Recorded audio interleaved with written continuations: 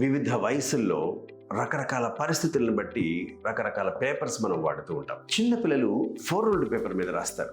మధ్యలో 2 బ్లూ లైన్లు, పైన కింద ఒక రెడ్ లైన్. అంటే స్మాల్ లెటర్స్ మన హ్యాండ్ రైటింగ్లో ఎక్కువ వస్తూ ఉంటాయి కాబట్టి LKT లాంటివి పైకి వెళ్ళిపోతే ఆ పై రెడ్ లైన్కి తగిలితే, GQ ఇలాంటివి కిందకు వస్తే ఆ కింద రెడ్ లైన్కి తగులుతూ, మిగిలినవన్నీ OSUV ఇలాంటివన్నీ మధ్యలో 2 గీతలుగా తగులుతూ రాస్తే అక్షరాలు వీలైనంత వరకు బాగుంటాయని మనం 4 రూల్డ్ పేపర్ మీద స్టార్ట్ చేస్తాం. అలాగని 7-8 ఏళ్ల తర్వాత కూడా 4 రూల్డ్ పేపర్ వాడకూడదు.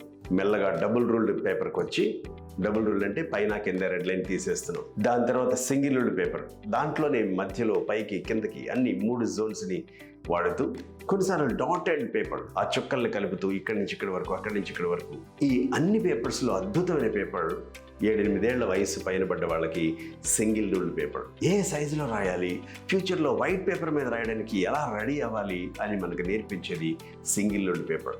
ఈ సింగిల్ రూల్డ్ పేపర్తో నేర్చుకున్న విధంగా మరే పేపర్తోనూ సైజు గురించి మనం నేర్చుకోలేము. Hats off to single ruled paper.